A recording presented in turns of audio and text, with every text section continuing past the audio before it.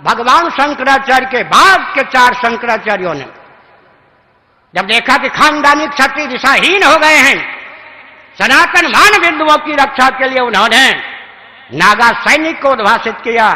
मैं बड़े लाड़ प्यार से अपनत्व से पूछना चाहता हूं, वो नागा सैनिक अपने लक्ष्य पर अडिग हैं, करोड़ों किलोमीटर दूर भटक गए, बहुत दूर चले गए। अब भटकने का ज्ञान होने पर भी सही मार्ग पर आना नहीं चाहते। एक हमारे सैनिक कौन, खानदानी क्षत्रिय तो दिशाहीन हो गए, वैकल्पिक क्षत्रिय के रूप में मान 4 शंकराचार्यों ने अखाड़ा परिषद नागा सैनिक को उद्भाषित किया। आज नागा सैनिक हैं लक्ष्य से सुदूर। 300 वर्ष पहले मान्य गुरु गोविंद सिंह जी ने हिंदू धर्म की रक्षा के लिए खालसा पंथ बनाया। आज लाखों की संख्या में विश्व में सिख हैं, सैनिक हैं, लेकिन सनातन मान बिंदु की रक्षा के लिए नहीं है। दूसरे सैनिक भी हमारे साथ नहीं। तीसरे सैनिक हेडगेवार जी ने आरएसएस को ख्यापित किया, एक दल का प्रचारक बन के आरएसएस रह गया।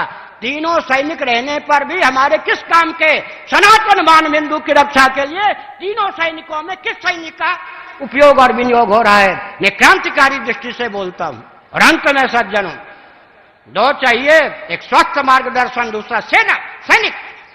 नीचे से लीजिए समर्थ रामदास तो शिवाजी, दोनों चाहिए या नहीं?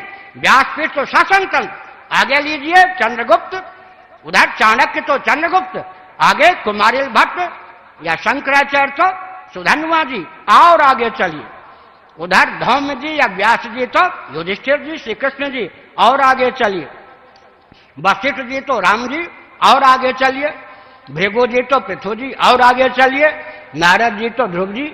दूसरा कहां है?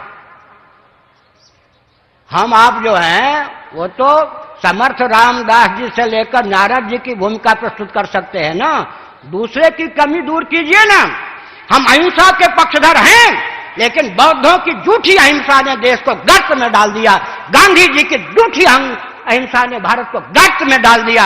हम छात्र सेना, छात्र संघ के समझ, छात्र बल के पक्षधर हैं। अरे राजनीति का अर्थ होता है छात्र धर्म।